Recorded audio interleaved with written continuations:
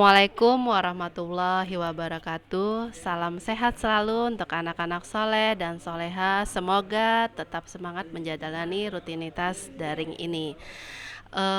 Itu doa dari Ibu untuk kalian semua. Semoga kita tetap semangat menjalani rutinitas kita sebagai seorang pelajar.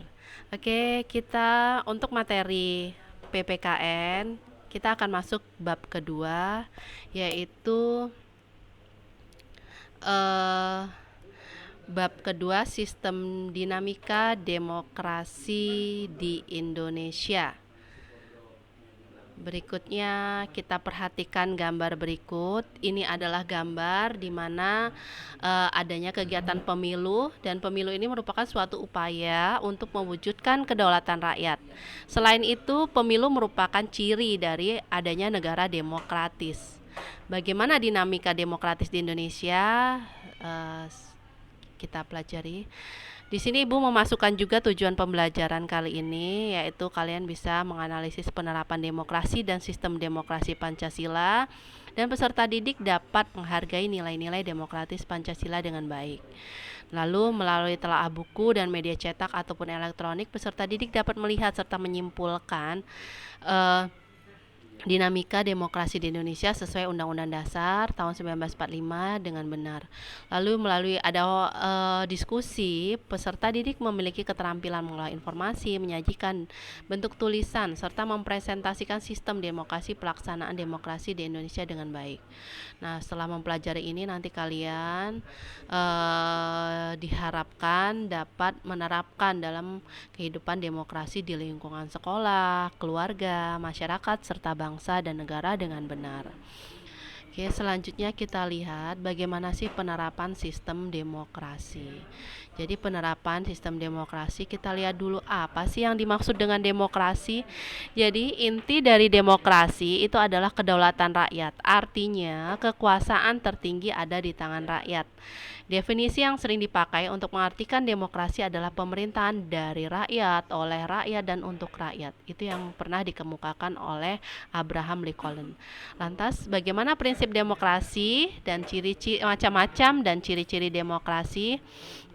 Kita lihat demokrasi itu berasal dari dua kata dalam bahasa Yunani, yaitu demos yang berarti rakyat dan kratos, kretein, yaitu pemerintahan, sehingga demokrasi dapat diartikan sebagai pemerintahan rakyat.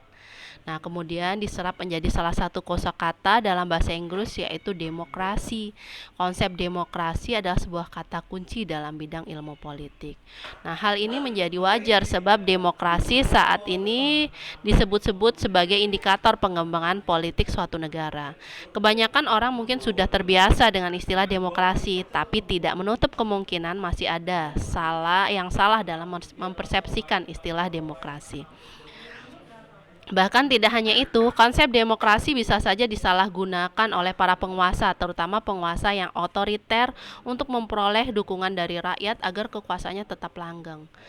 Nah, yang berkuasa adalah rakyat untuk kepentingan rakyat. Lalu menurut Kamus Besar Bahasa Indonesia, demokrasi merupakan istilah politik yang berarti pemerintahan rakyat. Dan dapat diartikan bahwa dalam sebuah negara demokrasi, kekuasaan tertinggi itu berada di tangan rakyat dan dipimpin langsung oleh rakyat atau wakil-wakil mereka yang dipilih di bawah sistem pemilihan bebas.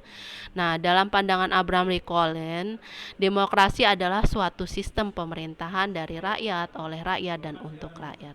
Artinya rakyat dengan serta-merta mempunyai kebebasan untuk melakukan semua aktivitas kehidupan termasuk aktivitas politik tanpa adanya tekanan dari pihak manapun, karena pada hakikatnya yang berkuasa adalah rakyat untuk kepentingan bersama. Lalu di sini ada klasifikasi demokrasi. Apa saja sih? Nah, klasifikasi demokrasi dilihat dari berdasarkan titik berat perhatiannya. Itu ada demokrasi formal, demokrasi material, demokrasi gabungan. Nah, demokrasi formal itu adalah suatu demokrasi yang menjunjung tinggi persamaan dalam bidang politik tanpa disertai upaya atau mengurangi atau menghilangkan kesenjangan dalam bidang ekonomi. Demokrasi material adalah demokrasi yang dititik beratkan pada upaya menghilangkan kebebasan dalam bidang ekonomi. Sedangkan persamaan dalam bidang politik kurang diperhatikan, bahkan kadang dihilangkan. Demokrasi gabungan yaitu bentuk demokrasi yang mengambil kebaikan serta membuang keburukan dari demokrasi formal dan material. Nah, bentuk demokrasi inilah yang dianut oleh negara-negara non-blok. Nah, kalau dilihat berdasarkan ideologi konstitusional dan demokrasi konstitusional dan demokrasi rakyat. Nah, demokrasi konstitusional itu adalah demokrasi yang didasarkan pada kebebasan atau individualisme. Pemerintahan demokrasi konstitusional adalah kekuasaan pemerintahannya terbatas dan tidak banyak banyak melakukan campur tangan dan bertindak sewenang-wenang terhadap rakyatnya. Kekuasaan itu dibatasi oleh konstitusi. Nah, kalau demokrasi rakyat atau proletar yaitu demokrasi yang didasarkan pada paham Marxisme atau komunisme.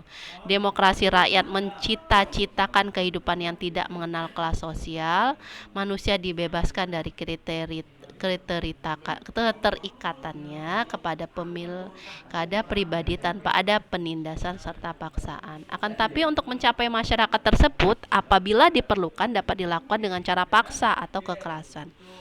Menurut Mr. Cannonberg, demokrasi rakyat lebih mendewakan pimpinan.